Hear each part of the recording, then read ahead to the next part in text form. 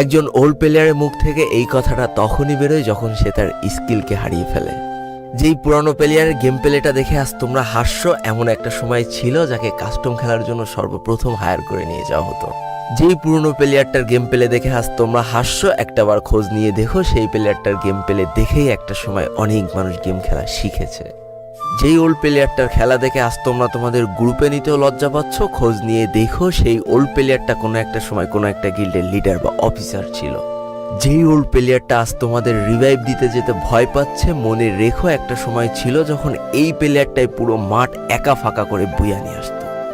যেই নতুন প্লেয়ারগুলো শুধুমাত্র ডাইনামিক ডুয়োর সাথে গেম খেলার জন্য সারা রাত জাগো, তোমরা মনে রেখো যারা ওল্ড প্লেয়ার ছিল তারা সারা রাত খালি ট্রেনিং পিটাতো নিজেদের স্কিল ভালো করার জন্য।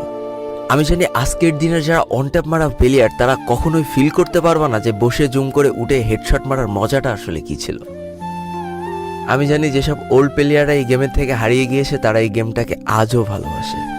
জীবনে এমন হাজারো ওল্ড প্লেয়ার আছে যাদের ফ্রি ফায়ারই ছিল জীবনে প্রথম রাত জাগার কারণ। আমি জানি এমন হাজারো ওল্ড প্লেয়ার আছে যাদের রেজাল্ট খারাপ করারও প্রথম কারণ ছিল এই ফ্রি ফায়ার। আজকের দিনের নতুন প্লেয়াররা উচ্চস্বরে বলে আমি ফ্রি ফায়ার গেমটাকে প্রচুর ভালোবাসি, আর যারা ওল্ড প্লেয়ার ছিল তারা বলতো ফ্রি ফায়ার আমার ইমোশন।